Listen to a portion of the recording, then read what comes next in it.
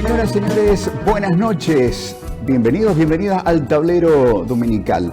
Dicen que los historiadores como mínimo se toman un cuarto de siglo de distancia antes de explorar desde las ciencias historiográficas una materia en particular. Desde el inicio de la pandemia han pasado 4 años, así que tendremos que esperar todavía bastante tiempo para el relato histórico canónico.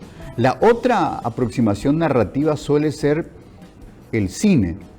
Y el cine parece que este pavor de lo invisible, no sé si les representó una especie de dificultad estética, la falta de representación del virus invisible, o la experiencia humana que nos empareja, que nos iguala, fue precisamente la de ese terror invisible. Tantas cosas fueron moduladas por la pandemia, por esa hipervigilancia de una ciudadanía mundial que quedó en vigilia las 24 horas pendientes de algo que no se sabía qué forma tenía ni qué consecuencias tendría. Así que queda más en el registro personal de cada uno o en las experiencias colectivas de nuestros espacios familiares o de trabajo, recordar, vivir y en lo posible haber aprendido algo de la pandemia del COVID-19. Se cumplen 4 años, amigos, y hoy tenemos el privilegio, la suerte de poder reunir en el mismo espacio a 2 protagonistas principalísimos de la estrategia pública, de la estrategia gubernamental para enfrentar a ese formidable y repentino fantasma del COVID-19, que se hizo noticia a finales del año 2019, que comenzó a adquirir cierta corporalidad en enero de 2020, febrero comenzó a hacer una escalada, hasta que en marzo corrió la noticia de que teníamos las primeras víctimas fatales del COVID. Ahí sobrevino la declaración pandémica, que fue muy interesante en su composición, en la forma de presentar, con sus factores operativos y políticos, como el presidente Abdo jugó de atrás, por ejemplo, ¿verdad? También supongo que la historia en su momento describirá el contexto y justificará el porqué. Pero en fin, empezó un tiempo difícil, complicado, de reglas rígidas y de dudas muy, muy amplias. Hasta la propia Organización Mundial de la Salud dudaba. Yo recuerdo que hubo un momento en el que, con un tono casi de fastidio, llegaba desde Suiza una expresión de alguien muy importante, no sé si el propio doctor Tedros, que decía: ¿por qué es eso de andar usando barbijo? Los barbijos son para personas que tienen enfermedades en vías aéreas. ¿Qué va a andar todo el mundo con barbijo? Poquito tiempo después dijeron: amigos, todo el mundo con barbijo. Es decir, hasta los que más sabían tenían sus dudas y fueron ajustando. Fuimos cambiando de ropa mientras caminamos, por usar una frase atribuida al canciller de Luis Ignacio Lula da Silva, utilizada para justificar por qué para Lula, que tanto, puedo decir una mala palabra, Lula que tanto había puteado contra el Fondo Monetario Internacional, un día Lula presidente con un traje divino se sentó a negociar con ellos, ¿verdad? Y entonces, cuando las bases obreras del PT protestaron, creo que fue José Dirceu el que dijo: Lula es un presidente que se cambia de ropa mientras camina. Bueno, nosotros también, en nuestra rápida experiencia de ajuste al COVID, nos fuimos cambiando de ropa mientras caminamos. Pero hoy, amigos, tenemos la suerte de tener protagonistas de primera línea, gente que pensó, planeó y ejecutó esa estrategia nacional de resistencia, no sé llamarle combate al COVID. El doctor Héctor Castro y el doctor Guillermo Sequera. Apreciadísimos doctores, buenas noches, bienvenidos. ¿Qué tal, Guille? ¿Cómo estás? Buenas noches, Quique, un placer encontrar otra vez a Guille también, gracias a vos. Bueno, el destino los ha llevado a espacios diferentes. Eran generales de la misma sala de situación, dormían y se despertaban ahí entre colillas de cigarrillos y tazas vacías de café en el mismo espacio. Y hoy, doctor Sequera, estás con permiso de tus deberes de salud pública trabajando para la OPS. Así es, estoy trabajando para la OPS OMS. principalmente en todo lo que es gestión de detección, verificación de eventos de salud pública en todas las Américas. Hay eventos que requieren o no el apoyo de la OPS y se hacen evaluaciones de riesgo permanentemente de diversos eventos que ocurren desde Alaska hasta la Patagonia, ¿verdad? Y estoy en ese equipo, estoy participando en ese equipo. Doctor Castro, y actualmente estás como director de una unidad hospitalaria. Sí, volví al viejo amor, al hospital pediátrico. El Hospital Pediátrico Niños de Acostañú es un hospital donde yo estuve trabajando hasta antes de unirme a Guillermo en lo que fue la pandemia y en ese momento con la gestión del ministro Borba, ¿verdad? Ahora en el hospital circunstancialmente con la responsabilidad de la dirección, pero volviendo a la casa, ¿verdad? Doctor Sequera, por hablar un poquito de nuestra realidad actual, la prensa argentina es catastrofista, ¿verdad? Yo cada vez que me conecto tengo un programa de pantalla múltiple de los canales de noticias de la Argentina y veo titulares catástrofe del tema del dengue. Sí. Para la escala demográfica de la Argentina es un asunto grave, es Sí. grande la proporción del problema. Sí, la verdad que la envergadura que está teniendo dengue en Argentina, y ellos creyeron que no iban a tener, porque el año pasado ya fue dura la epidemia, fue la más dura de los últimos 20 años, por lo menos en la Argentina. El año pasado pensaban de que este año iba a estar tranquilo y todo lo contrario, están superando el récord de casos del año pasado. Lo mismo Brasil, Quique. Brasil también el año pasado tuvo el récord de casos, el récord de muertes de toda la historia del Brasil con dengue, y ahora mismo está superando eso. Y todavía faltan unos meses más todavía de la epidemia. El dengue está escalando, las dimensiones que está tomando, está alcanzando países donde antes, por ejemplo, no había. Tenemos casos ahora en Chile, que históricamente no hay. Poquitos, pero ya están apareciendo. Uruguay también, que no tenía casi casos. También está teniendo casos autóctonos. Cuando éramos nosotros los paraguayos, nomás lo que llevábamos ahí, ¿verdad? Es el gran problema de salud pública emergente hoy. Doctor Sequera, ¿y el maldito de Egipto es el mismo de siempre o también expresa capacidad mutagénica, adaptabilidad, el calor de Brasil, el frío de Chile? El ambiente define muchísimo. Y cuando hablo del ambiente, no solamente hablo de calentamiento global y cómo afecta eso el metabolismo del mosquito, porque sí ayuda, que crezca más rápido, que los huevos eclosionen más rápido. Tiene que ver. Pero también el ambiente social y cómo es tu ciudad, ¿verdad? Cómo es la recolección de residuos, cómo se gestiona eso, cuántos criaderos tiene tu barrio. Eso define muchísimo de qué tan potente es para diseminar una epidemia. Con respecto al virus, biológicamente, el virus del dengue no debería de mutar, así como puede ser influenza o la gripe aviar, ¿no? o el coronavirus, tienen alta capacidad de mutación. El dengue no, pero sí va cambiando. Epidemia tras epidemia hay ciertos cambios en la estructura genómica, pero no necesariamente como para que lo vuelva más grave. Amigos, esta noche nos toca tener en los estudios de Mega TV a dos generales de la gran estrategia nacional de combate. Voy a usar la expresión combate al COVID-19. Y son a su vez personas de una fantástica capacidad de comunicación. Esa conferencia de prensa de los viernes del doctor Sequera era casi adictiva, ¿verdad? Por favor, Sequera, ya, ¿cuánto falta para el viernes? La gente quería escuchar por esa capacidad de comunicar con tanta precisión. Y el doctor Héctor Castro también es esa clase de personas que por su propia naturaleza empática generaban sentimiento de comunidad. Necesitábamos construir confianza desde la voz de las autoridades hacia la población para seguir aquellas consignas, doctor Castro, que no necesariamente eran lineales y correspondían al desarrollo de un software, ¿verdad? Que uno hacía play y el software iba solo, se fue ajustando, hubo contradicciones, hubo ajustes y a veces eso generaba también el fastidio de una población que estaba muy asustada. Sí, coincido y además considero que lo más importante en una situación como la que vivimos es la propia gestión de la expectativa.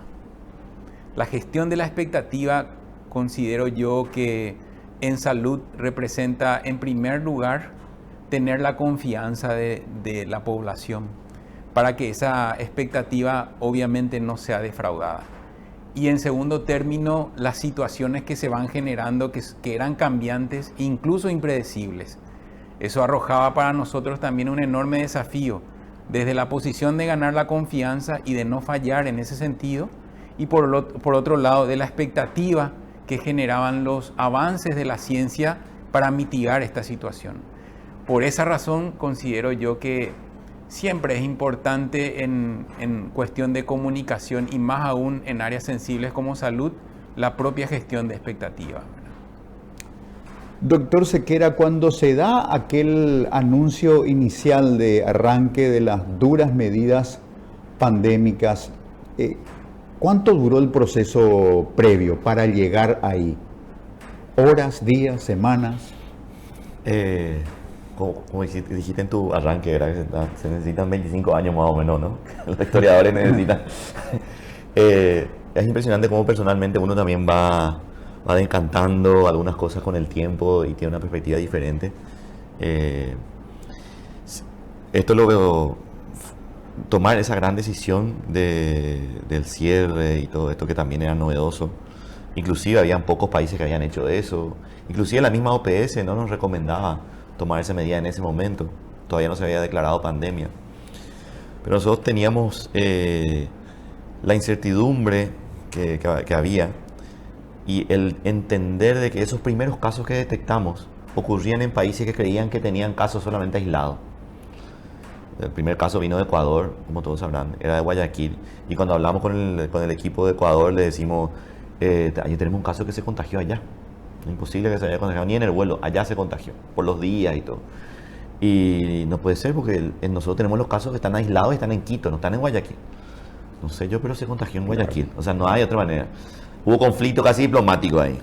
Después nuestro segundo caso, que en realidad fue el primero porque se enfermó antes, después descubrimos que era COVID, venía de Argentina y venía de Córdoba. Y cuando hablamos con Argentina, los casos están aislados en Buenos Aires. En Córdoba no hay ni uno. Y este hombre había venido de Córdoba. Entonces, eso está pasando acá.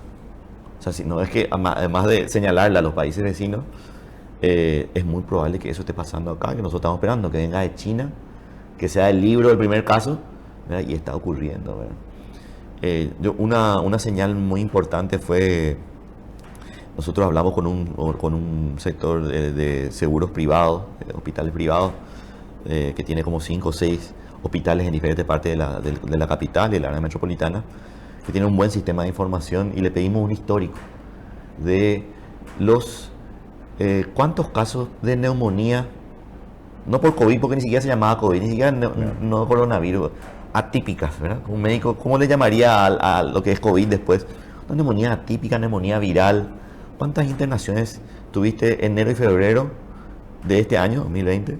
¿Y cuántas tuviste en 2018 y 2019? Enero y febrero. Y tenía 40, 45, 2018, 19, 50. Y en el 2020, enero y febrero, antes de nuestro primer caso, ya había 3 veces más ese número, 140 más o menos. Entonces es muy probable que ya estaba el COVID ya estaba circulando en Paraguay. Y nosotros, nuestra capacidad de detección era 5 test por día, 20 test por día hacíamos, ¿no?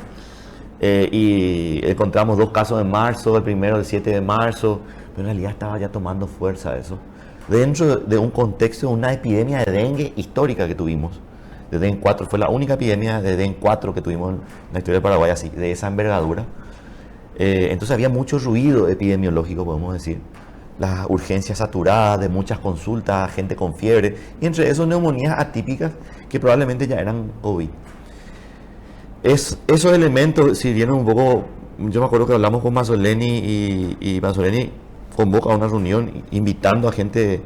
Nos conectamos con Washington también para discutir esto con expertos allá, y no lo tenían claro. La mayor preocupación nuestra era ese gran escenario de una epidemia de dengue histórica, con saturación de todo el sistema, y una epidemia de COVID que estaba entrando. Entonces, ese escenario era catastrófico por nuestro sistema de salud que teníamos y que seguimos teniendo. Muy poco cambió, mejoró bastante, pero le falta muchísimo, ¿verdad? Entonces creo que eso yo no sabía que el presidente realmente iba a tomar la decisión tan inmediata. Nosotros creíamos que había que hacer una cuarentena, no sabíamos cuánto iba a durar, pero que había que hacer ya. Yo no sé, ahí te digo ya un componente político, hacer una cuarentena en marzo pues es caliente en Paraguay Sí, en términos sí, políticos. sí, sí, sí. Es una bomba espectacular. Entonces, yo creo que también ahí entró la cuestión política. Perfecto, tiremos esta bomba de humo, ¿verdad? Pensó el presidente probablemente que esto iba a durar 2 semanas, 3. Eso te digo hoy, ¿verdad? A 4 años te digo eso, ¿verdad? Podemos reír. Pero bueno, fue un aprendizaje aquí de político también, ¿verdad? Las autoridades, de escuchar la salud. Yo creo que fue la primera vez que un ministro de salud estaba sentado dentro de de las autoridades políticas de alta decisión, ¿verdad? Como de economía, como de interior, como de un montón de otros ministerios y autoridades. Salud siempre está marginal, estaba apagando incendios nada más, ¿verdad? Pero ahí estaba decidiendo políticas públicas por encima de los otros ministerios, ¿verdad? Fue una experiencia única en nuestro país, ¿verdad?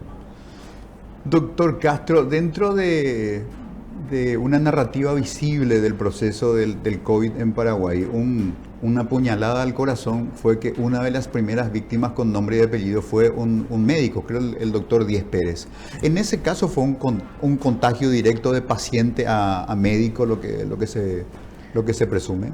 Bueno, yo voy a seguir el relato de Guillermo y también en ese tiempo, para contextualizar cuál era mi situación, yo estaba en el hospital, estaba en la trinchera siendo pediatra e infectólogo, donde la población de niños no era tan afectada como la población de adultos. Sin embargo, estábamos trabajando en lo que era estrategias a nivel de servicios. ¿Y por qué digo esto? Porque cuando ocurre el caso del fallecimiento del colega, obviamente uno lo siente mucho más. Me tocaba en ese momento organizar los servicios de pediatría y obviamente había mucho temor e incertidumbre, sobre todo de lo que habíamos ya denominado los profesionales de primera y segunda línea, que eran los terapistas y los emergentólogos. Ante una situación de capacitación continua y de nuevas evidencias. Claramente eso tocó en lo más profundo la partida de un colega también muy apreciado y respetado como él, en circunstancias de exposición ante un virus desconocido con evidencia en desarrollo. Imagínate todas esas características, representaba también, como bien lo relató un terapista, nosotros nos reuníamos antes de ingresar a la terapia, en la toma de la guardia, como si fuese un camerino antes de jugar un partido de fútbol. Nos abrazábamos todos, empezábamos a rezar los que tenían una creencia en ese sentido, nos dábamos fuerza porque no sabíamos si volvíamos. Eso realmente no es dramatizar, eso es describir la realidad que en ese momento se vivió. Y el fallecimiento de ese colega fue como realmente certificar que eso está ocurriendo en nuestro país. Entonces, por eso te decía, contextualizar mi situación en ese momento. Yo estaba ahí sintiendo lo que era la incertidumbre y la preocupación de muchos colegas, ¿verdad? Sin duda, ese es un aspecto que, pensando también en el registro historiográfico, la intrahistoria de los médicos. A mí me llegó una en particular, de una médica que tenía un protocolo de regreso a casa, que ella regresaba a su casa y no llegaba con el auto hasta frente a la casa, llegaba caminando, entraba de puntillas, muy silenciosamente subía hasta su cuarto, se cambiaba de ropa, se ponía una ropa de gimnasia y salía a correr y buscaba patios baldíos cercanos a su casa donde entraba a llorar. Sí. Y después de llorar, volvía a su casa, hola, ya llegué, etcétera, etcétera, administrando su miedo, su pavor. Incluso, digamos, doctor Sequera, el temor que tenía el profesional de medicina volviendo a su casa, decir, ¿será que estoy llevando el COVID a mi casa? Totalmente. Sí, nosotros, bueno, yo no estaba en la trinchera, ¿verdad? Pero sí tengo historia de varios colegas. Y yo trabajando un poco con las proyecciones y lo que se venía, y el escenario era catastrófico. Nosotros veíamos, yo nunca dije los números que nosotros veíamos, porque el ministro en ese momento, el ministro Manzolini, nos pedía, bueno, viendo la velocidad de contagio, esto cuándo, más o menos, el famoso cuándo va a ser el pico, cuántas camas necesitamos, cuántas Y a partir de ahí, cuántos respiradores, y a partir de ahí, cuánto midazolam, y a partir de ahí, un montón de medicamentos, tapabocas, todo eso. Y había fórmulas ya estandarizadas de eso, y hacíamos, y era tan grande, y también hacíamos los muertos, ¿verdad? Yo nunca dije al aire cuántos muertos nosotros se estimaban, ¿verdad? Decía números 3 veces menos, ¿verdad? O 4 veces menos, y la gente igual se asustaba, ¿verdad? Claro, claro. Pero bueno, era un poco gestionar eso. Recuerdo una situación en la cual, perdón, doctor Sequera, te habían recriminado que hiciste una ponderación estadística y que dijiste números muy duros con mucha frialdad, como si no importasen. Y en realidad estabas cantando un número mucho más bajo. Mucho más bajo, o sea, eso y después ver un poco la película en términos de proyecciones, yo estaba solo en ese momento, mi señora estaba fuera del país, y para mí era volver a casa y era un silencio y podía llorar. Me acuerdo en las duchas, no sé por qué, cuando me bañaba, el llorar solo, ¿verdad? No sé, era como toda esa tensión y después mostrarse también seguro con el equipo, ¿verdad? Frente a las cámaras, en las entrevistas, ¿verdad? Y teniendo el escenario tan feo. Sí fue difícil gestionar que ese primer año aparentemente no pasó nada, o muy poco, ¿verdad? Y bueno, después entramos lo de las fases y todo eso, creo que ese es el gran aprendizaje que tenemos que sacar, cómo desescalar las medidas. Yo creo que ni la OMS tiene claro todavía eso. Pero sí, ese primer año fue bastante light en cuanto a las proyecciones, y el mensaje más difícil de mostrar es las proyecciones. Nosotros mostramos para que no pasen, y el éxito es que no pasen, no que pasen. Entonces cuando pasan, vos lo ves todo el capo, ¿verdad? Porque acertaste cuándo fue el pico, pero en realidad no se dio, y ese realmente es el éxito, y ese mensaje es medio paradójico. Sí es difícil de explicar, ¿verdad? Entonces parece que se jugaba con el miedo, pero en realidad fue bastante exitoso ese primer año. Es cierto, no era sostenible en algunas medidas. Entonces, cómo salir de eso es el gran desafío que tiene la humanidad, ¿verdad? No solamente Paraguay. Tengo que hacer una pausa. Es increíble cómo el tiempo voló. Ya agotamos un bloque largo del tablero dominical y todavía no entramos en materia. ¡Wow! Así es cuando encaramos estos temas grandes, complejos, profundos y que nos involucran. No estamos hablando de la historia de alguien más. Esta historia nos envuelve, nos rodea, nos agarra del cuello y nos hace recordar todos nuestros duelos. ¿Se acuerdan cómo casi se dio vuelta de cabeza nuestra experiencia en Facebook? Ese lugar donde entramos y ponemos nuestras fotos churras, subimos nuestros asados del domingo, el vino, los amigos, el viaje, la playa, etcétera, etcétera. Facebook comenzó a ser el espacio donde comunicábamos quién más se murió o quién estaba internado. Así que nuestras aprehensiones fueron muy grandes, nuestros miedos, nuestros duelos. Y hoy, 4 años después, estamos tratando de rescatar aspectos de esa gran experiencia que no debería perderse. Como bien lo decían nuestros distinguidos invitados, teníamos muy poco. Terminó el COVID con un sistema hospitalario un poco más robusto, pero todavía estamos lejos de lo que debería ser. Así que ahí es donde como ciudadanos podemos incidir en la construcción de políticas públicas que cierren la brecha para que en algún momento tengamos la robustez necesaria para las contingencias del día a día y, Dios no lo quiera, alguna otra crisis pandémica. Regresamos en un instante.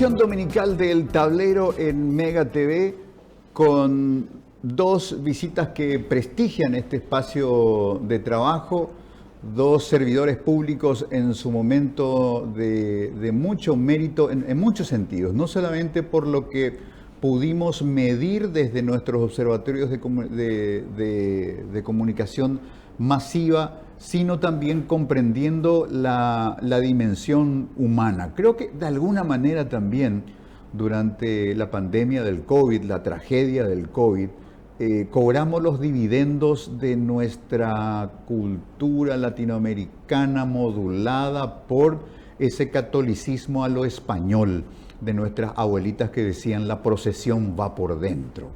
Y lo hicimos por nuestros hijos, que preguntaban cosas que no tenían respuesta, mientras vivíamos nuestras propias angustias, ¿verdad? El trabajador de comercio que decía, bueno, ¿será que voy a seguir trabajando?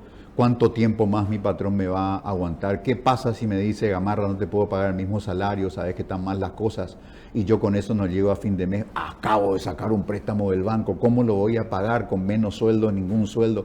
La gente llevó sus duelos con tanta entereza como pudo.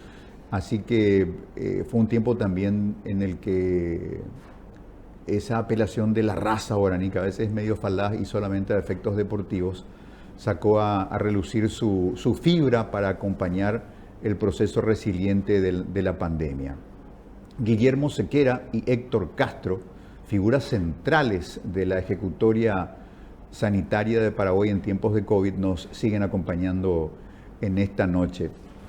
Doctor Sequera, en los planos iniciales, creo que partíamos, la primera evaluación era que lo poco y lo agujereado que se tenía del sistema de salud pública, sí. Doctor Castro, la salud pública crónicamente desfinanciada, y en ese momento, digamos, la situación iba a hacer que eso se exponga con mucha mayor crudeza, ¿verdad? Era parte de una estrategia de lucha, de decir, ahora hay que parchar todo para enfrentarnos para esta gran guerra. Sí, considero que es como, haciendo una analogía, la pandemia fue como un raudal que hace daño en las brechas que existen en una casa. O sea, lo que ocurre con la pandemia y lo que ocurrió con nosotros no es diferente, sino que acentúan nuestras debilidades. Y en ese sentido también se vio la inequidad en relación al mundo todo, ¿verdad? Porque nosotros teníamos que disponer de insumos indispensables para el manejo práctico, directo de un paciente, que estábamos sujetos también a la entrega o no de países que sí lo tenían. Y eso representó realmente una inequidad en todo su aspecto y dimensión, ¿verdad? Y eso sí causa daño, sumado a lo que ya representa, ¿verdad? Los flancos débiles de un sistema de salud. Imagínense lo que eso ocurre, esa ecuación muy peligrosa ante otra vez una enfermedad que se estaba desarrollando. La vacuna. ¿En qué momento aparece la vacuna? Hay que buscar la vacuna. ¿Existe la vacuna? ¿Tenemos la vacuna? Y la vacuna, la verdad que aparece bastante rápido, ¿verdad? O para lo que se esperaba. Yo pensé así, hablando con otros expertos allá por marzo, abril de 2020, esto lo vamos a tener 2022 por ahí, o a mediados de 2021.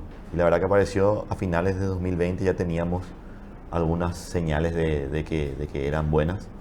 Perdón, ahí en el comienzo, Sí. marzo, abril, mayo, Sí. la estrategia terapéutica era ¿qué? Viene alguien que tiene síntomas de COVID, ¿cómo lo tratamos? ¿O lo aislamos y después vemos qué le pasa? No, y era sostenerle, ¿verdad? La parte de oxígeno y O todo. sea, paliativo. No tanto paliativos. Ajá. Habían cosas, por ejemplo, una de las primeras cosas que se supo que funcionaban eran los corticoides. La respuesta fue bastante buena y recordás, Quique, había una droga que entró con todo, que es la hidroxicloroquina en su momento, ¿verdad? Que aparentemente habían estudios. Después eso... Lo recuerda Bolsonaro hablando Lo recuerda de la Bolsonaro, hidroxicloroquina. la ivermectina, había cosas que aparecieron que aparecieron, yo creo que podemos discutirla. Hoy es fácil decir que no funciona, pero en ese momento fueron señales, hicimos todo lo posible para conseguirlas, ¿verdad? Después la evidencia y también la práctica médica nuestra nos demostraba que funcionaba o no funcionaba, ¿verdad?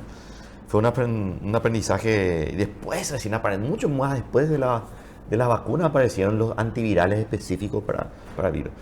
De momento era sostener y que el cuerpo no falle ante la entrada del virus y la hiperreacción que causaba en el cuerpo. A veces no moría tanto la persona por el virus que invadía y te destruía el pulmón, sino era la misma reacción humana de la inmunidad de la persona, que hasta ahora no sabemos por qué yo sí, él no, por ejemplo.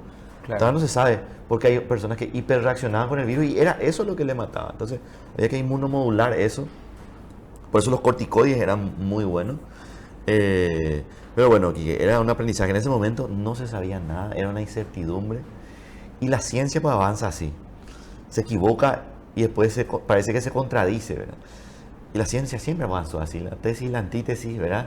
Y la duda como la fuerza de la ciencia. Dudar de esto y entre una evidencia mejor cambiar, ¿verdad? No es que uno es apóstata de una idea y tiene que seguir. No, esto no es Olimpia Cerro, ¿verdad? Esto uno puede ir pasando de una carpa a otra desde el punto de vista científico. La ciencia funciona así. Eso era muy difícil llevarlo a debate en el Twitter o, ¿verdad? A nivel masivo, que los perros están acostumbrados a, pero me estás cambiando de tema, ¿no? Como si vos decías, como bien decía, lo de Tedro, esto. La evidencia pues mostró que era de esta manera, ¿verdad? Entonces, también es un gran desafío hoy de la humanidad en tiempos de avance muy rápido de la ciencia. ¿Cómo eso comunicas? Porque hace 15 días me estás diciendo otra cosa y otra cosa. ¿Y cómo comunicas que la evidencia de hoy es mayor? Ese es el gran desafío hoy también, la comunicación, ¿verdad? Porque eso cambia políticas públicas. Y por ahí las personas que no están tan embebidas de todo el proceso científico que hay detrás, creen que hay conspiraciones y todo esto, ¿verdad? Doctor Castro, la gente también ajusta el compás muy rápidamente, ¿verdad? Apareció la alacrán y apareció el Mycuné. Éramos todos mycunólogos y Mycuné fans, ¿verdad?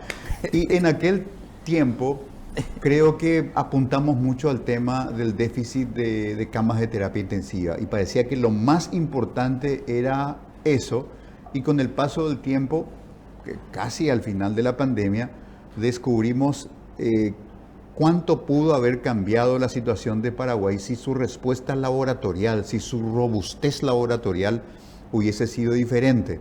Porque cuando se comenzó a convocar y dar consignas a la gente, decir, si tenés estos síntomas, llamá a este número. Bueno, la primera barrera era entrar al centro de llamadas.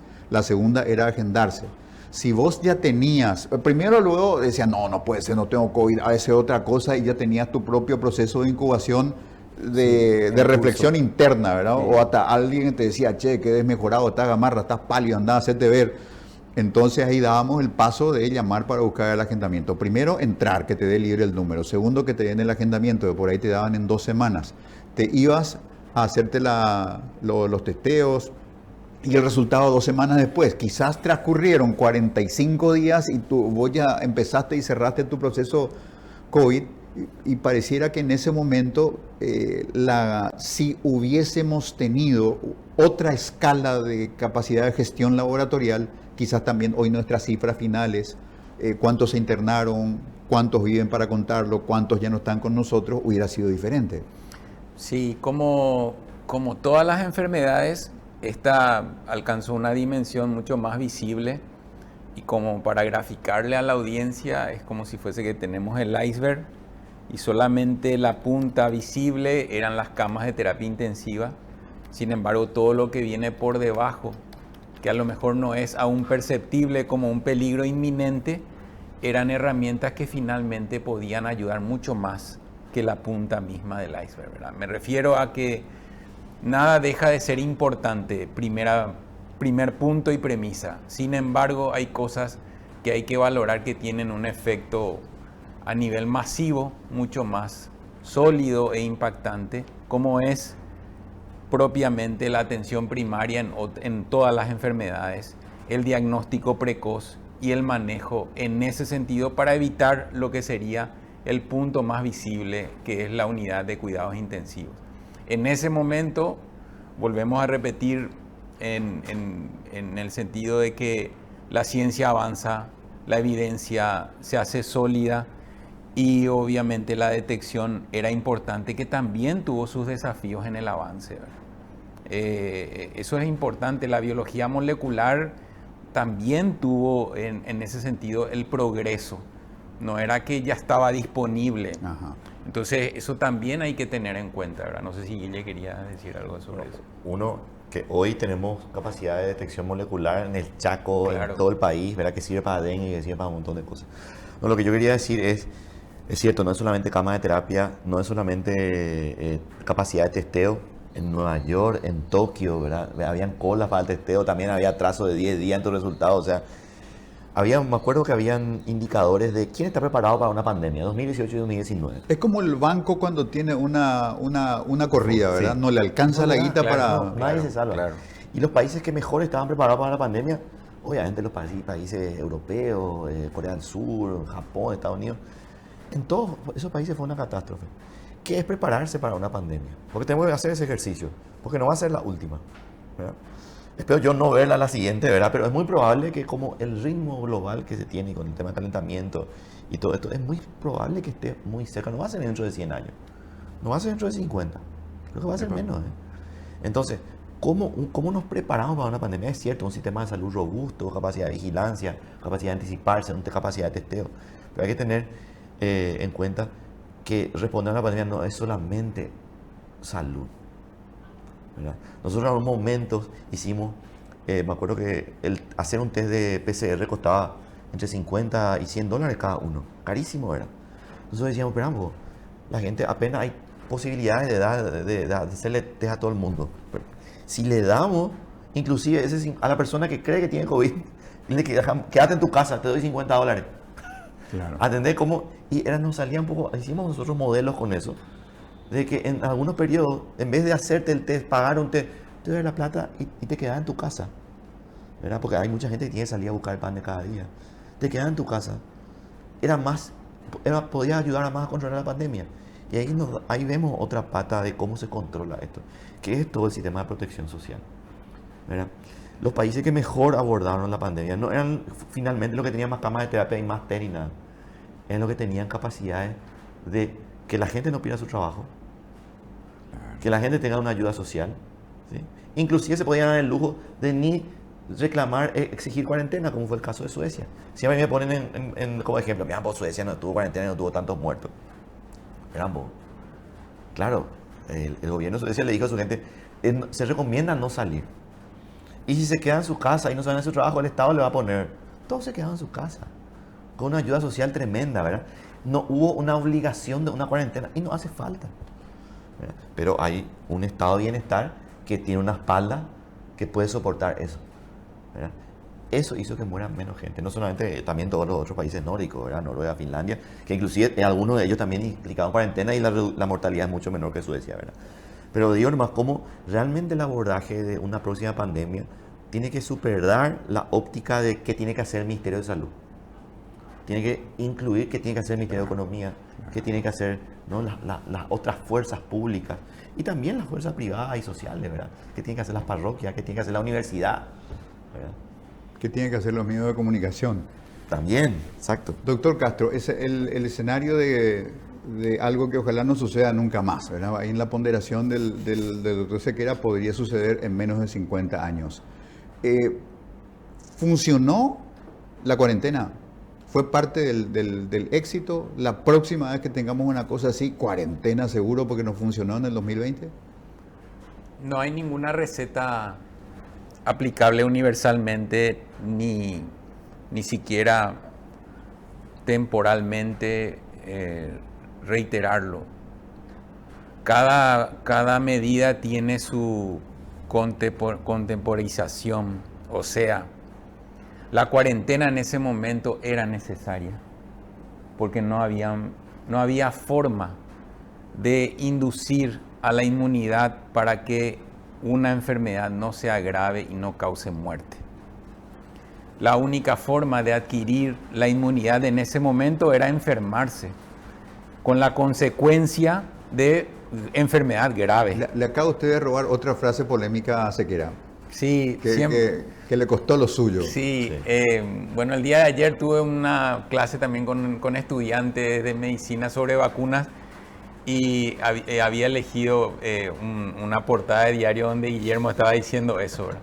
Para explicar lo que significa la inmunidad colectiva, ¿verdad? Obviamente es un desafío la comunicación, como dijo Guillermo, es certero en el concepto de adquirir una inmunidad. Hoy tenemos nosotros una inmunidad frente a este virus, que aunque tenga mutaciones pequeñas, ya no representa una dificultad mayor para toda la población. Somos sobrevivientes. Exactamente, somos sobrevivientes de eso.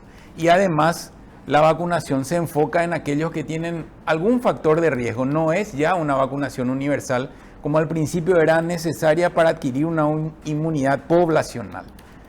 No sé si soy muy técnico, Quique, pero quiero ser claro en eso. La cuarentena era necesaria en ese momento porque habían 3 situaciones que representó que este virus sea pandémico. El primero era un virus nuevo para el mundo. Segundo, era un virus que tenía la capacidad de producir una enfermedad grave en el ser humano. Y tercero, se transmitía sostenidamente de persona a persona. Entonces, si yo frente a esto no tengo una vacuna que me pueda inducir la inmunidad, obviamente va esta ecuación resultar en una enfermedad con aristas graves que puede provocar muerte en la población. Por lo tanto, esa cuarentena en ese momento sí era una situación que no tenía otra opción.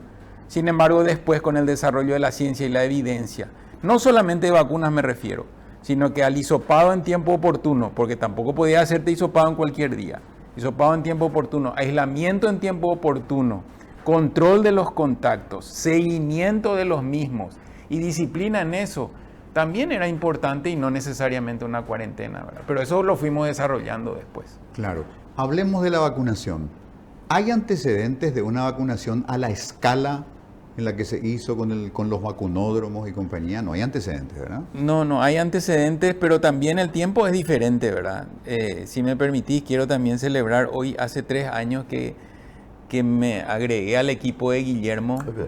Oye, ¡Epa! sí, oye, hace 3 años, porque yo me agrego al equipo de Guillermo en el 24 de marzo del 2021, porque anteriormente estaba en los servicios. Después Guillermo y mi compañera, la viceministra Lida Sosa, me escriben y me dicen, agregate al equipo, vamos a trabajar en vacunas, ¿verdad? En ese momento, administrativamente, ¿Mazzoleni estaba todavía o ya se había ido? No, ya se había ido, ya era el ministro Borba. Ya era Borba. Borba creo que asume el 9 de marzo y bueno, y ahí hay ciertos cambios en su gabinete. La viceministra fue Lida Sosa y el viceministro Hernán Martínez. Guillermo seguía como director general de Vigilancia de la Salud, como el que marcaba el rumbo, ¿verdad? Y ahí fue que me agrego yo, ¿verdad? Eso... Era la tercera vez que ya le decíamos, pues. Antes ya le habíamos dicho. La tercera fue la vencida. La tercera fue la patria ahí en ese momento. Sí, no, claro. El más difícil de la pandemia fue ese. Sí. Y al principio, ¿cómo fue, doctor Castro? Eras un poco como el director de ferrocarril que no tiene trenes, no tiene ruta, no se va a ningún lado. Y pasaste del hambre al empacho cuando comenzaban a venir las grandes donaciones. Qué buen análisis ese. Te voy a copiar esa frase después, Quique. Pero en realidad, como en el mundo todo también era lo que habíamos mencionado, gestión de la expectativa.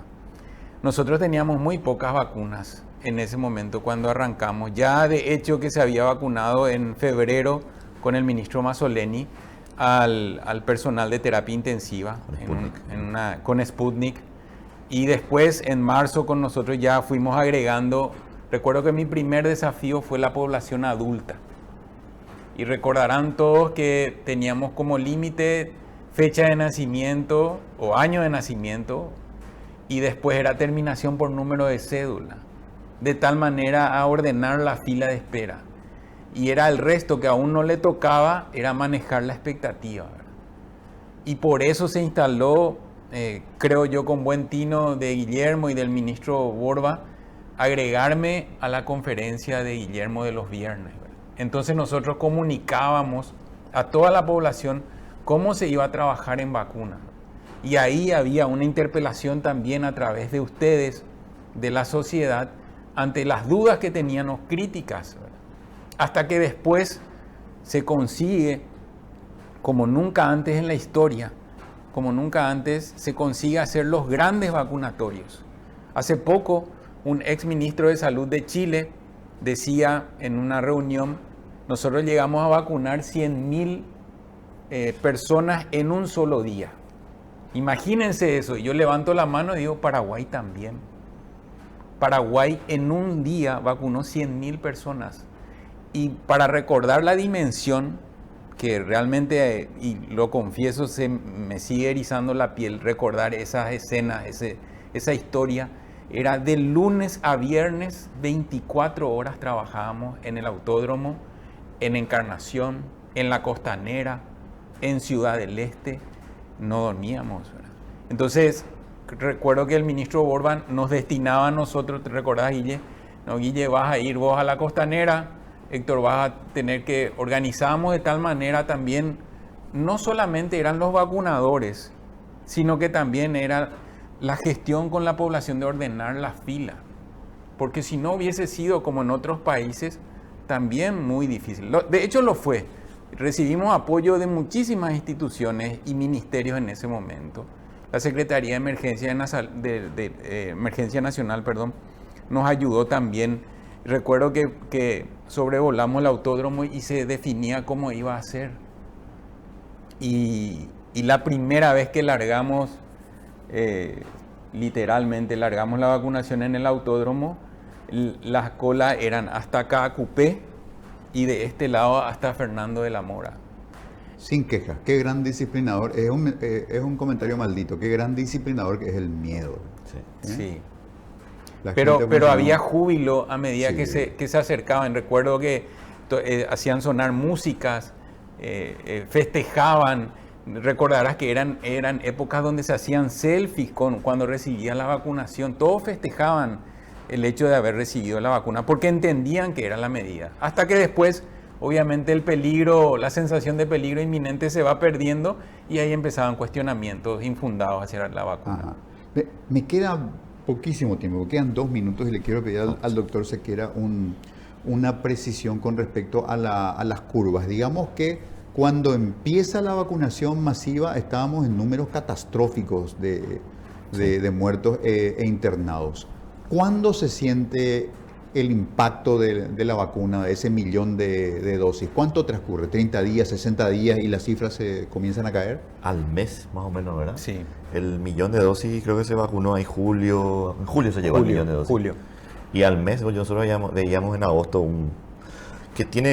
podemos discutir, tiene un impacto, era la ola de la variante Gamma que había entrado, que había azotado todo Sudamérica, y que fue la más catastrófica, el 90% de todos los fallecidos de toda la epidemia ocurrió en ese periodo, que fue el momento también que empezamos nosotros con la vacunación. A partir de ahí tuvimos unos casi 4 meses sin tener nada. Me acuerdo que empezó a venir Omicron, Sí. empezó en Europa, había una variante, no sé si... La Delta era que teníamos. Delta, que Teníamos. Europa tenía. Y acá no vino nada, porque esa inmunidad de haber pasado la epidemia y de la vacunación nos dio como una inmunidad bastante fuerte de casi 4 meses. Después volvió a venir Omicron, pero ya nosotros evaluamos el impacto de la vacuna. Es la primera ola que recibimos ya a gran parte de la población vacunada. Y Omicron era enero-febrero de 2022. Sí, 2022. Y fue una ola de contagios mucho más grande que la de Gamma. Muchísimos más casos hubo, pero la letalidad ya era mucho menor. Ahí ya teníamos el impacto de la vacuna y el impacto de que mucha gente que había tenido genera una inmunidad también natural de haber sobrevivido. Mira, nosotros aquí somos los sobrevivientes. Yo siempre digo, acá ya no importa más la variante del virus, en realidad la variante nueva somos nosotros, que tenemos nuestra inmunidad ya entrenada, ya sea con la vacuna o a través de la enfermedad, o las dos cosas, mucha gente entrenada a resolver el problema del COVID cuando entra a tu cuerpo. Solo una frase, Kiki, Sí. para el hecho de que siempre se reitera de que las vacunas salvan vidas, justamente es eso. Aumentó el número de contagios, pero no el número de muertes. El impacto es las vacunas. Entonces, cuando uno recibe la vacuna y dice, igual me enfermé, sí, pero no terminó en un fallecimiento. Y ese es el rol de la vacuna. La inmunidad fortalecida por este biológico de tal manera, si te enfermas, no desarrollar formas graves. Bueno, queridos doctores, me quedó en el cargador un montón de balas para disparar, pero se acabó el tiempo. Les agradezco muchísimo la presencia aquí en nuestros estudios. Son personas de un valor emblemático, representan lo mejor de la medicina, la confiabilidad, la esperanza, la ética, que en general parece ser un bien escaso en la ciudadanía en general y en el servicio público en particular. Así que la presencia de ustedes aquí en la pantalla es grata y significativa para nuestro público de diferentes maneras. Les agradezco infinitamente la presencia. Gracias, Quique. Muchas gracias, un placer, gracias. Bueno, señoras, señores, vamos a una breve pausa y a la vuelta otros aspectos de la historia del COVID en Paraguay a 4 años del inicio de nuestro proceso.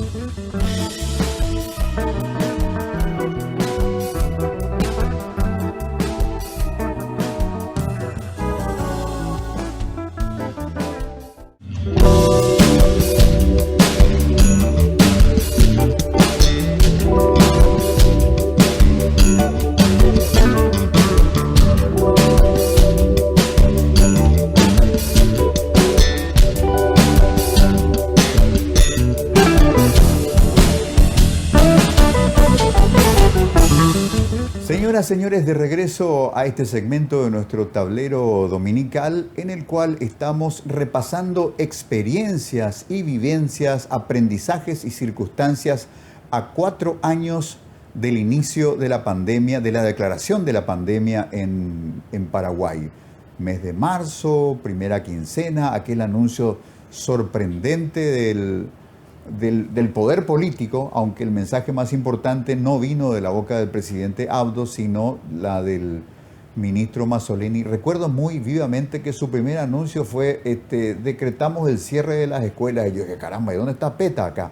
Bueno, pero configuró una pirámide del poder para un presidente Abdo que estaba con un bajo nivel de consenso en aquel momento. Entonces, Abdo supo manejar muy bien sus tiempos. Conforme cuajó la idea, la gente comprendió las reglas generales de funcionamiento que se planteaban y de a poquito Abdo fue levantando su nivel de protagonismo. Pero fue el gran momento de Mazzoleni, sobre todo.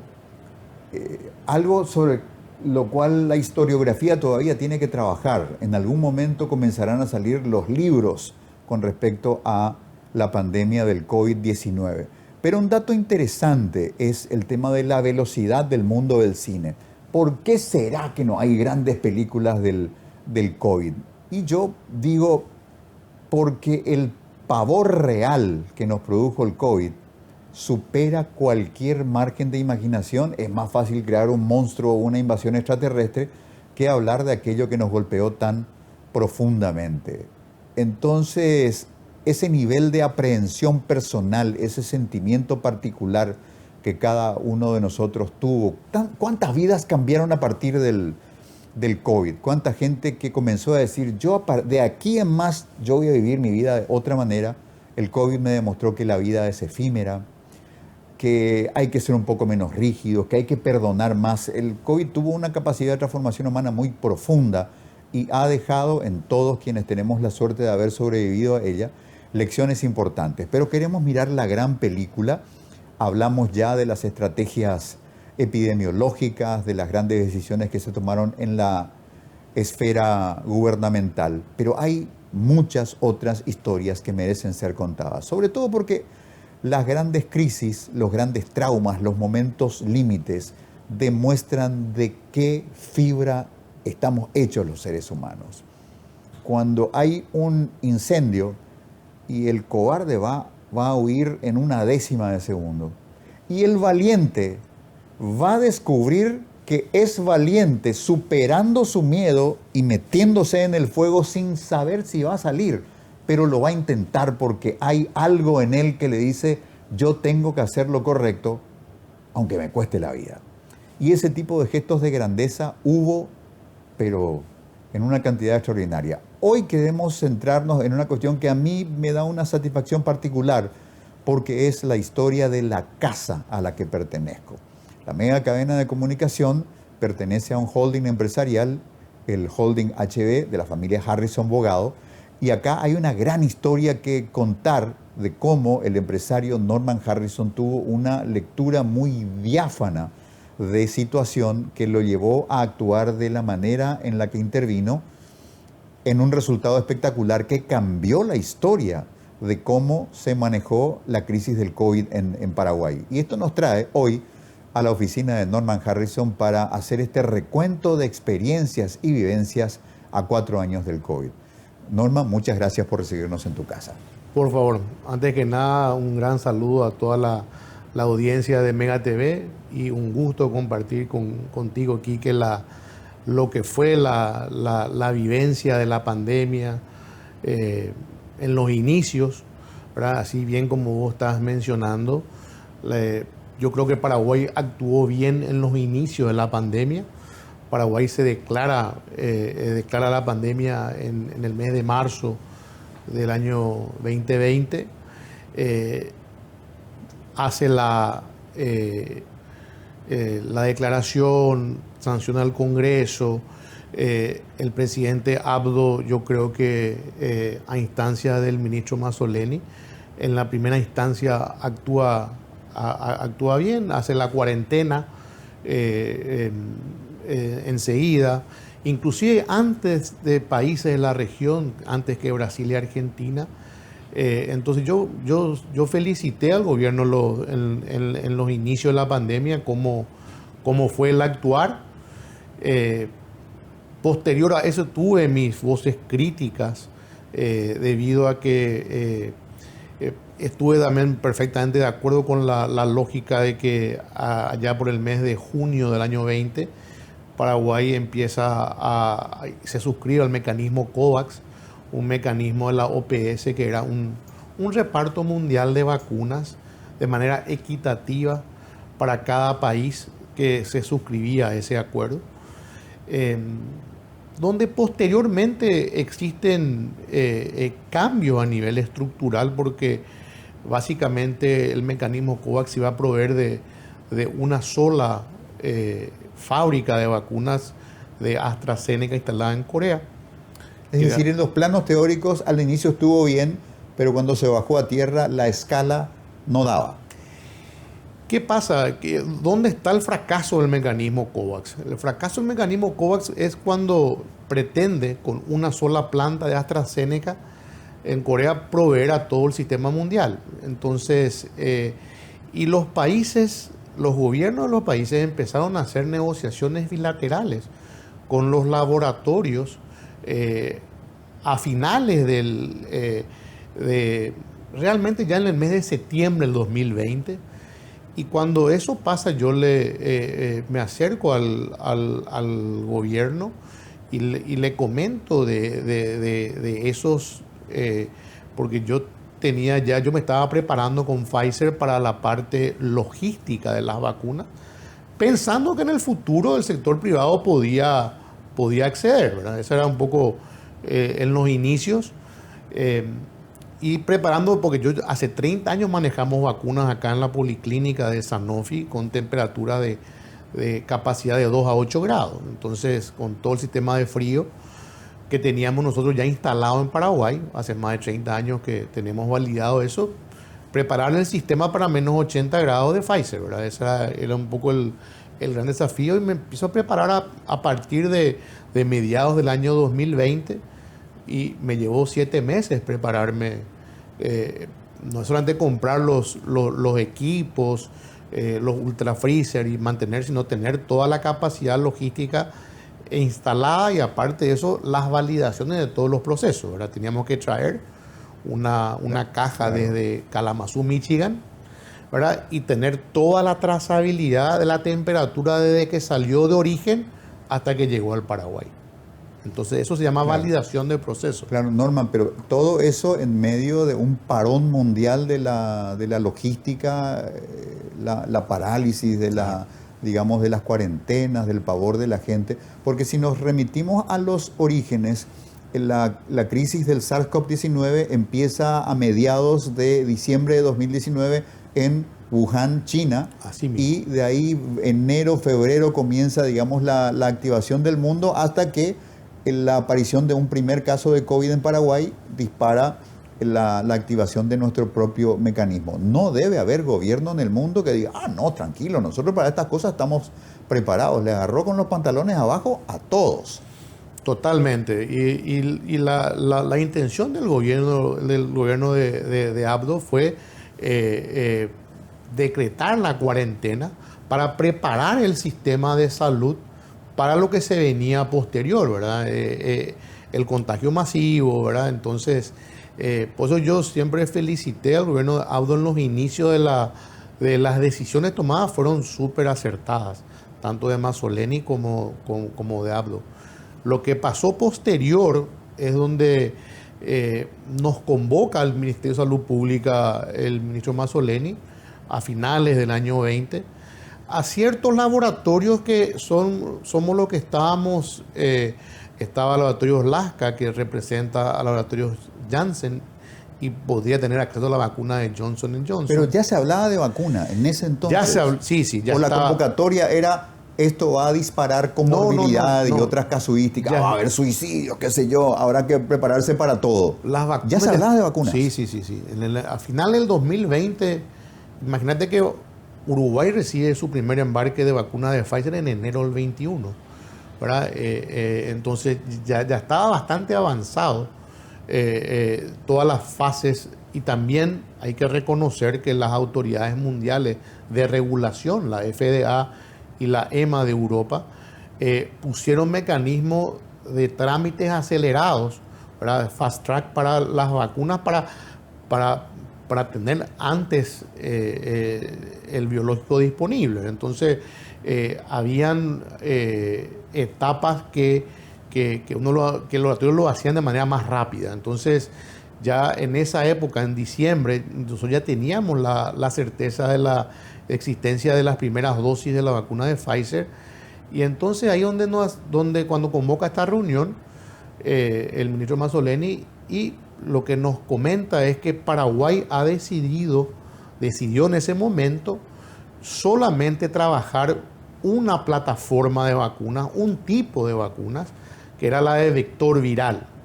Vector viral, para explicar más detenidamente, es una vacuna de un virus atenuado, una forma de realizar la vacuna. Estaban las vacunas chinas, que eran de virus inactivado, o sea, virus muerto puesto al ser humano para producir el mecanismo de la respuesta inmunológica. Estaba la vacuna del ARN mensajero de Pfizer y Moderna, y estaban las vacunas proteicas que estaban en fase de investigación para el lanzamiento posterior. Entonces, lo que yo le manifesté es cómo te vas a cerrar como gobierno. Ahora, cuando vos necesitas, no puedes cerrarte a una plataforma sola, tenés que abrir a todas las plataformas, no solamente Pfizer, sino las vacunas chinas, la vacuna de Moderna, de Pfizer, de Astra, de Janssen, ¿verdad? Entonces, Paraguay necesitaba vacunas, ¿verdad? No teníamos esa visibilidad. Nosotros sí preparamos. El año 1 fue durísimo, Norman. Y para concluir esa etapa, entonces cuando manifiesta eso, lógicamente que le manifesté mi crítica, una crítica constructiva para mí, una crítica sana, en decir, no podés cerrarte a una sola plataforma, tenés que abrir, porque nosotros presentamos ya las notas al ministerio en la cual teníamos la capacidad instalada para dar servicios de almacenamiento a menos 80 grados, Y nosotros proponemos al gobierno, al Ministerio de Salud Pública en ese momento, un convenio de cooperación gratuito y sin costo, que fue lo que después lo hicimos, ¿verdad? Entonces, ¿cómo oponerte a ese tipo nosotros con la policlínica, poder recibir todas las vacunas posibles, todas las plataformas que habían? Esa fue mi crítica fuerte con Mazzoleni, y que fue lo que le manifesté. ¿Y qué pasa si Paraguay recibe donaciones, por ejemplo? Claro. ¿Cómo si recibe una donación de un producto que necesita 80 grados, menos 80 grados? ¿Cómo vas a manejar si no preparaste el sistema? No está preparado Salud Pública para eso. O sea, no te van a exportar una vacuna que vos no tenés las condiciones de almacenamiento, ¿verdad? Norman, cuando se habla del mecanismo COVAX, eso estaba muy cerca del laboratorio que parecía que tomó la delantera e iba a ser el gran protagonista, que era Oxford AstraZeneca.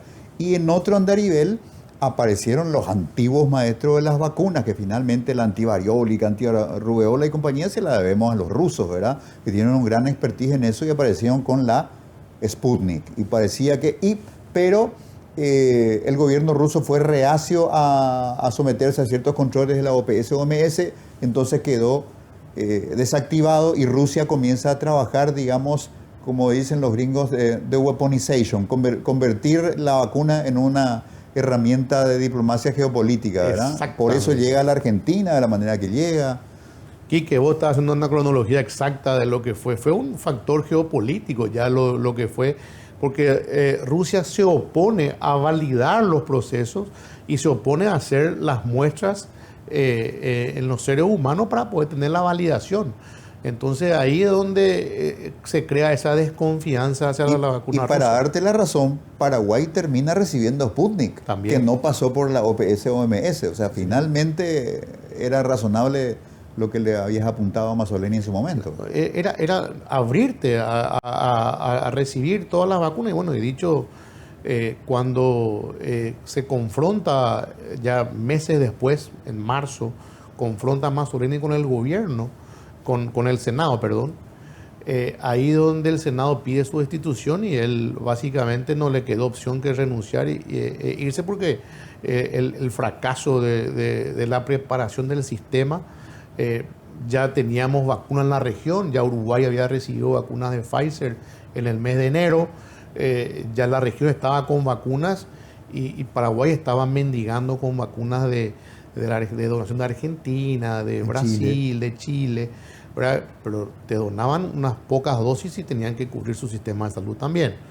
¿verdad? Entonces, ese fue el momento más álgido, más crítico que yo tuve con Mazzoleni, en el cual, ¿por qué esa terquedad y esa mente cerrada? Porque podíamos manejar las vacunas, nosotros teníamos la preparación para colaborar con el gobierno para manejar estas ultra bajas temperaturas, o sea, y lo demostramos, ¿verdad? Porque posterior a eso, Quique, una vez que en el mes de abril me llama un domingo, recuerdo, el ministro el canciller Euclides Acevedo, llama un domingo para una reunión. Abril de 2021. Ya abril 2021, me convoca,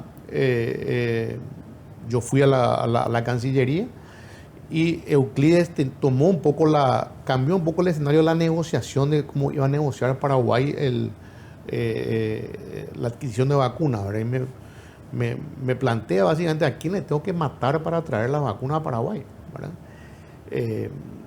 Me plantea cómo puede ser el mecanismo de Pfizer. Yo le muestro las notas presentadas al ministerio, en la cual ofrecimos toda nuestra logística para traer no solamente las vacunas de Pfizer, también las vacunas de Moderna. Nosotros podíamos hacer la logística, ¿verdad? Porque teníamos la temperatura a menos 30 de Moderna y menos 80 de Pfizer. Y ahí básicamente me dice, le dije, tenés que coordinar un mecanismo, una visita técnica a mi centro logístico con Salud Pública, con el órgano regulador que era Dinavisa, y también lógicamente la Cancillería como como posta negociadora. Lo hacen el mismo lunes. Ellos ven in situ toda la preparación que teníamos, las documentaciones también. Y bueno, ahí es donde se contacta el gobierno con Pfizer. Y Pfizer le menciona que en ese momento estaba muy desordenado el mecanismo para la adquisición de vacunas por el lado del gobierno de Paraguay, porque recibieron pedidos del embajador paraguayo en Nueva York, en Washington, de Manuel María Cáceres, donde solicitaban la cantidad de 1 millón de dosis. La embajadora Frutos de Alemania había pedido 500.000 y había otro diplomático de otro país que también había solicitado una cantidad distinta. Entonces, ¿a quién le creemos? ¿Cómo está desorganizado?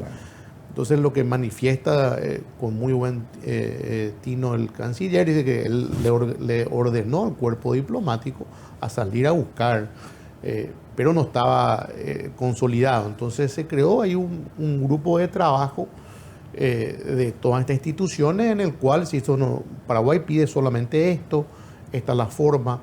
En el caso de que sean las vacunas de Pfizer, van a ser manejadas. Acá está validados los procesos, acá está la policlínica que tiene toda esta infraestructura y este conocimiento de las vacunas, y están todas las máquinas ya disponibles, funcionando.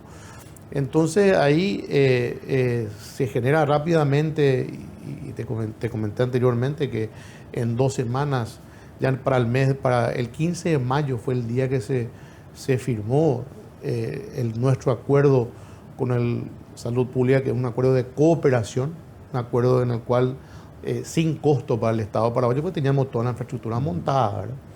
Porque por fuera también había una decisión rígida de Pfizer de negociar directamente con los gobiernos. Claro, Pfizer y todas las vacunas no estaba disponible para el sector privado, y solamente hablaban de Pfizer con los gobiernos, no hablaban con distribuidores, con representantes.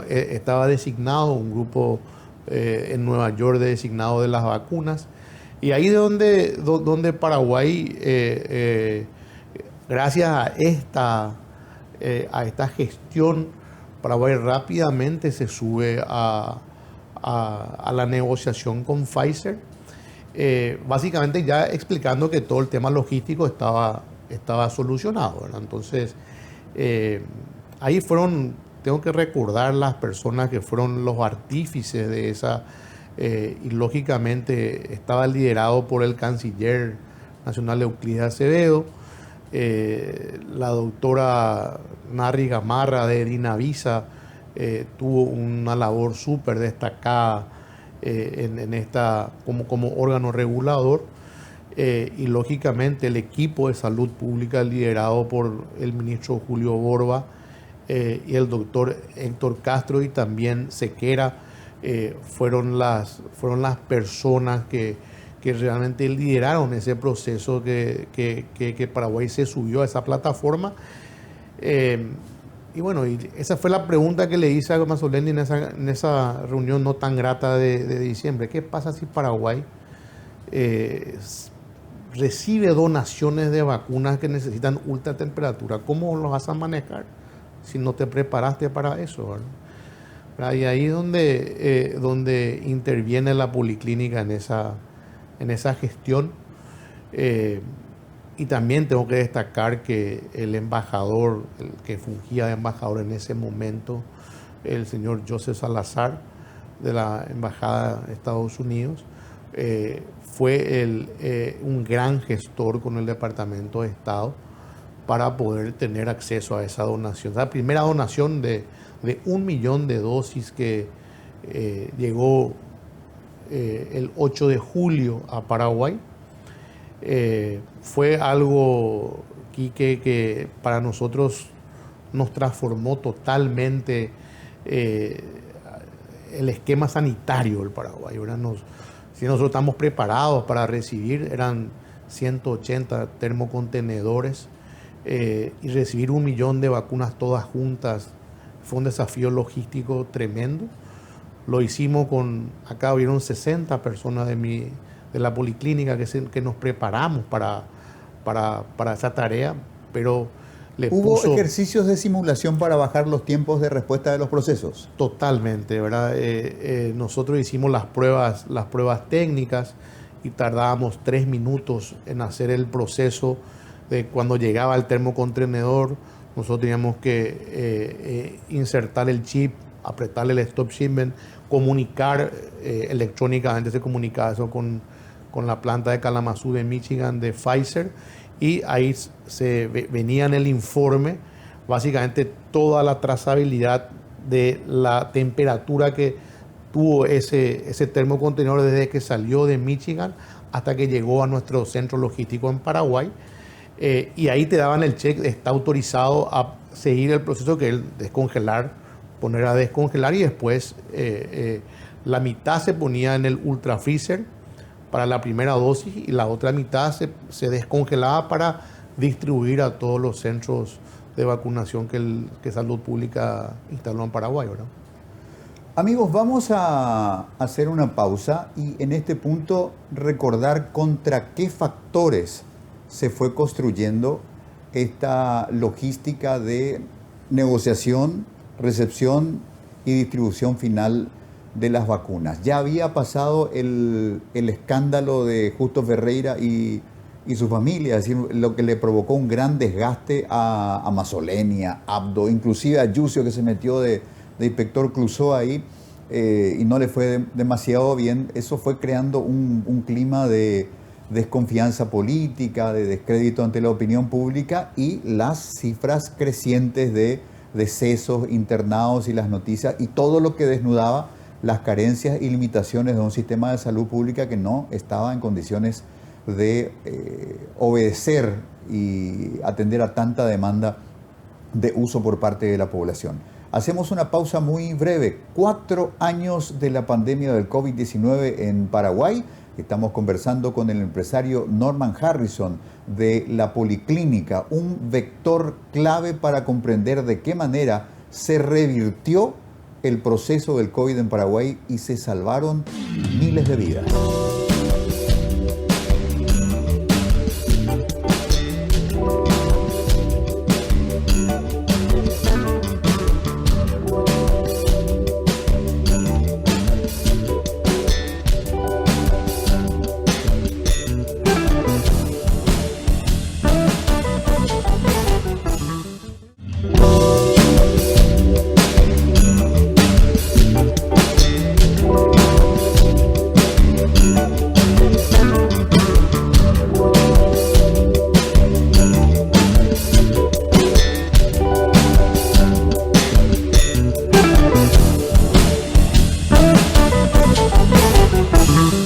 Regresamos, amigos, a esta emisión del Tablero Dominical dedicada a rescatar memorias, experiencias y aspectos resaltantes del proceso del COVID-19 en Paraguay a 4 años de aquello que todavía debe ser registrado, ordenado, bajado al terreno de lo historiográfico, de los papers médicos científicos y seguramente también de la ficción de este vigoroso nuevo cine nacional que en algún momento se va a ocupar de contarnos nuestras historias, transformadoras historias del COVID. Gente que dice yo lo perdí todo como consecuencia del COVID, gente que tuvo pérdidas familiares irreparables, dolorosas, increíbles por lo extensas, y gente cuya vida económica o vocación profesional cambió 180 grados como consecuencia del COVID también. Historias de transformación y duelos muy grandes, una huella en el tiempo muy difícil de olvidar. Hoy recordamos los 4 años y seguimos en compañía del empresario Norman Harrison de la Policlínica, una empresa cuya capacidad de organización, cuyo estilo de liderazgo, cuya visión determinó por qué finalmente las cosas fueron como fueron en Paraguay. Norman, tenemos que ubicarnos ya en, abril, mayo de 2021. Mayo de 2021, Quique, 15 de mayo se firma, el gobierno firma el acuerdo con Pfizer.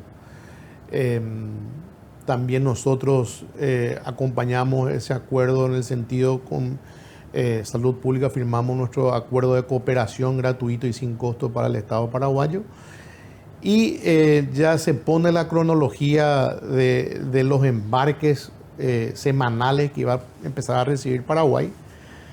Y es donde se acerca el señor Salazar, embajador encargado de negocio en ese momento de la Embajada Americana en Paraguay, a conocer nuestro centro logístico acá de la Policlínica. Y me menciona que Paraguay, que él estaba gestionando una donación para Paraguay de 100.000 dosis, que era lo que Paraguay iba a poder manejar sin una cadena de frío como la que exigía la vacuna de Pfizer instalar en Paraguay. Ese era el diagnóstico previo. Ese era el diagnóstico previo, ¿verdad? Entonces, cuando yo le muestro toda la infraestructura que teníamos la capacidad para manejar, almacenar 2 millones de dosis, transportar 500.000 en las primeras 48 horas, cuando él constata eso, me dice que va a llevar un informe al Departamento de Estado y que vamos a recibir noticias a través del gobierno propiamente en cualquier momento, ¿verdad? Y entonces ahí donde con el canciller y con el presidente Abdo en una reunión manifiestan de que después de esa visita se elevó en principio a 500.000 dosis la que Paraguay iba a recibir la donación. Y con grata sorpresa nos comunica después Pfizer, toda la gente, la encargada de supply chain, de la logística de Pfizer, que se estaba preparando un lote de 1 millón, que fue un poco un corolario de todo ese trabajo, de esa organización instalada a partir del canciller Euclides Acevedo, y que llegó a un éxito en la donación.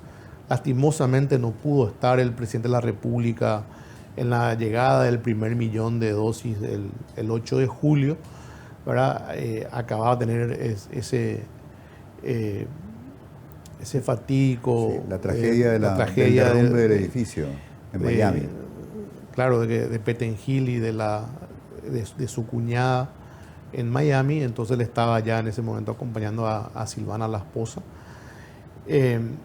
Bueno, fuimos con el vicepresidente de la República, el doctor Velázquez, y también la Embajada Americana y todo el equipo de salud pública, Dinavisa, Borba, la viceministra que también tuvo un trabajo importante de salud, Dinavisa, nosotros, la doctora Gamarra, a recibir ese primer. Y la verdad que fue algo impactante, que acá en la Policlínica habían personas que deseaban sumarse a ese equipo, querían participar porque iba a ser un trabajo de madrugada. Se prepararon 60 personas para esa. Y fue la llegada de vacunas y el gran temor del Pfizer. El avión más esperado. El avión más esperado. El gran temor de la gente de seguridad de Pfizer, que fue lo que nos inculcaron y varias veces nos manifestaron, era el posible robo o atraco por eso que se instaló unas cápsulas de seguridad en el cual el ministro Yucio fue un gran factor en ese. Tengo que reconocer que colaboró de manera muy estrecha. La FOPE intervino en todo el mecanismo de transporte del aeropuerto hasta nuestro centro logístico de la Policlínica. ¿Se temía un acto de piratería, de robar esos productos para revenderlos en el mercado? ¿Era oro puro o aquello? ¿O vandalización de población desesperada? Yo creo que era lo segundo, ¿verdad? Creo que era... se traía 1 millón de dosis y Paraguay necesitaba 6 millones de dosis para inmunizar a todos los paraguayos. Entonces era insuficiente el 1 millón de dosis. Aparte, imagínate, son 500.000 realmente porque son 2 dosis que aplicadas por cada ser humano. Entonces realmente era beneficiar a 500.000 personas. Entonces el temor de la gente de seguridad de Pfizer era justamente eso, preparar todo un esquema logístico y toda la parte de seguridad donde intervino la FOPE ahí, tanto en las cápsulas de transporte como en el custodio del centro logístico. Estamos custodiados muy custodiado realmente con la FOPE, y se elaboró todo ese plan con el Ministerio del Interior, liderado por Arnaldo Yucio, y la verdad que salió de manera exitosa. Llegó el 1.000.000 de dosis. Nosotros tardamos 7 horas en hacer todo el proceso de las validaciones, de tener los certificados de que llegó con la trazabilidad adecuada las dosis. La verdad que solamente 2 termocontenedores, ¿verdad? Por la pila del dispositivo no pudo transmitir, y después se transmitió y estaban perfectas todas las validaciones de temperatura.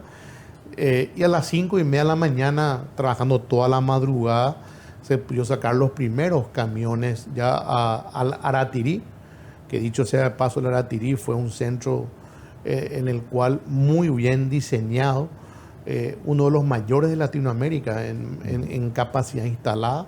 Ahí recién, Norman, fuimos adquiriendo conciencia de que cambió la escala de respuesta del sistema sanitario de Paraguay para hacer un efecto de una barrera, un cortafuegos al COVID que estaba incontenible en sus picos más altos en aquel tiempo. Totalmente, ¿verdad? Ahí teníamos el fallecimiento por día de miles de compatriotas, y realmente ese biológico, que puede ser cuestionado todo lo que con las personas que también tenían sus críticas hacia ese biológico, pero ese biológico de Pfizer fue lo que demostró técnicamente que 15 días después, para el mes de agosto, la cantidad de decesos por día había bajado drásticamente, y entonces lógicamente que se le atribuye y después fueron llegando todas las dosis que Paraguay adquirió de distintas plataformas, de AstraZeneca,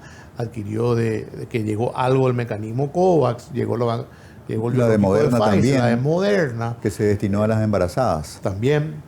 Entonces, para septiembre, Paraguay tenía una situación, dicho por Sequera mismo, que estaba controlada la pandemia que teníamos, pero también estaban las mutaciones, las variantes, ¿verdad? Acordate de las cepas de la Omicron, la Delta, que algunas tenían eran más letales que la otra. Pero Paraguay ya llega al mes de septiembre del 2021 con una situación bastante controlada la pandemia, y ahí es donde se empieza a planificar las vacunas pediátricas, ¿verdad? Porque las vacunas pediátricas surgieron después de las vacunas de adultos. Las vacunas de adultos eran de 2 años en adelante, y la vacuna pediátrica era de 0 a Era una 2 deuda, años. Era una tarea pendiente con los niños, con los infantes en ese momento. Entonces ahí donde Pfizer tiene la primera vacuna pediátrica, y también el gobierno adquiere esas vacunas. Entonces continuó el proceso logístico que se iba a limitar al año 21. Hubo 2 donaciones de 1.000.000 de dosis, y luego eso sincronizó con la primera compra de Paraguay. Así mismo, ¿verdad? El señor Salazar consigue con el presidente Abdo la gestión de un segundo millón, porque cuando llega el primer millón, las primeras 500.000 se quedan guardadas en el ultra freezer, y 500.000 se distribuyen, se aplican. En una semana se logra aplicar 500.000 dosis, todos los centros de salud y vacunatorios que instaló Salud Pública. Entonces ahí es donde se gestiona, y Estados Unidos dona un segundo millón 3 semanas después, 28 de julio. Y entonces ahí es donde Paraguay, las 500.000 dosis que estaban guardadas en los ultra freezer, como ya teníamos la certeza de los embarques, ya aplica también como primera dosis en todos los centros vacunatorios.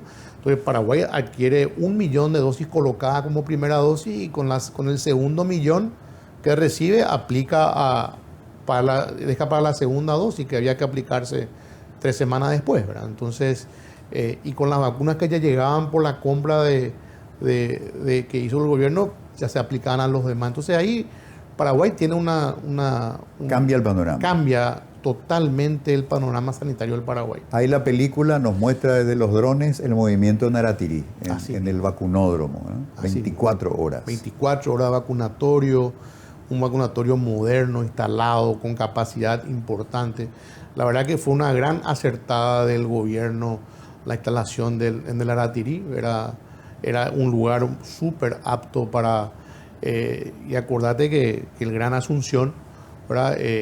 Capiatá, la ciudad que más tenía crecimiento poblacional, ¿verdad? Entonces, lógicamente que el Naratiri era un lugar indicado.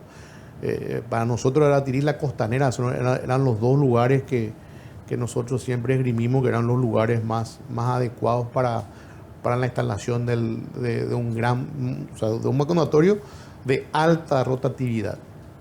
Norman, ¿qué aprendimos y con qué nos quedamos de aquí en adelante? Ojalá nunca volvamos a tener una pandemia, pero lo más probable es que sí haya.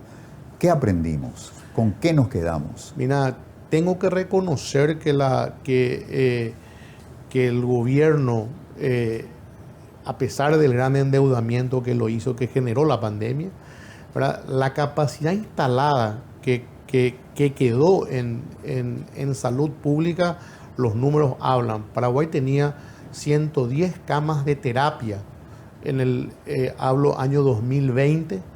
Paraguay deja en el 2023 con más de 1.100 camas de terapias. O sea, las camas de terapia, no solamente lo que instaló de manera provisoria Salud Pública, Paraguay queda con 1.100 camas de terapia. O sea, se creció más de 10 veces la capacidad instalada de camas de terapia en Paraguay.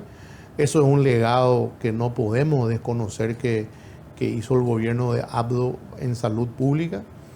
Entonces, que no solamente sirve para una terapia de COVID, sirve para la cama de terapia instalada, sirve para todos los tipos de enfermedades y patologías que existan.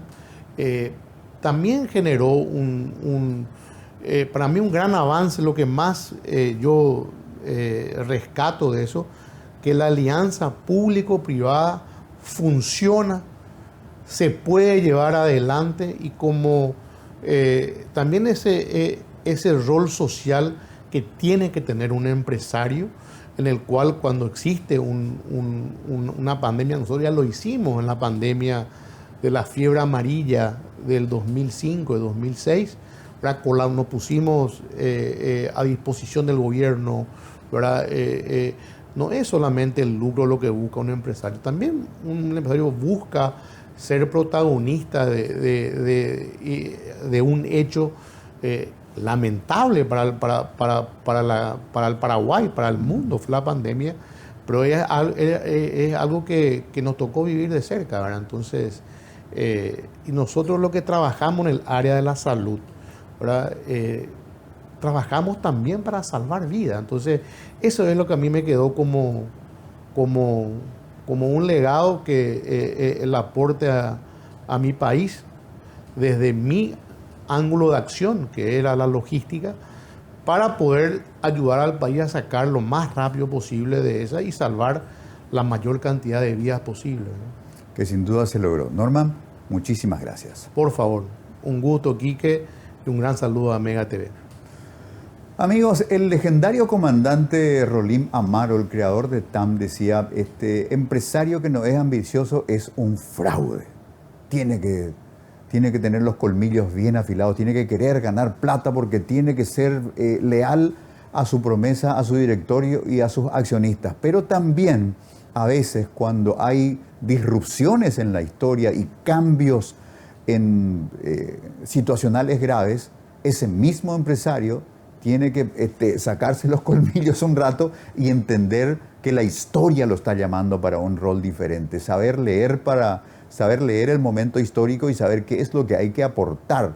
Pero más bien, nosotros felicitamos muchísimo a Norman Harrison y su familia. Demuestran la profunda fibra de calidad humana que se demostró en la manera en la que decidió intervenir en este proceso. Pero también le pedimos, por favor, que no sea un filántropo, porque necesitamos platita para Para vivir hay que ser sanamente ambiciosos, pero también leer correctamente los momentos de la historia. Y la pandemia fue un momento para poner el valor de la vida, la preservación de nuestro país como un bien superior. Haber entendido y obrado de esa manera es parte fundamental de esta historia, y por eso miles y miles de personas cuya suerte pudo haber sido diferente, hoy están mirando este programa de televisión, viven para contarlo. 4 años del COVID, señoras y señores, aprendizajes, experiencias y una historia que todavía merece y necesita ser mejor contada. Buenas noches, muchas gracias.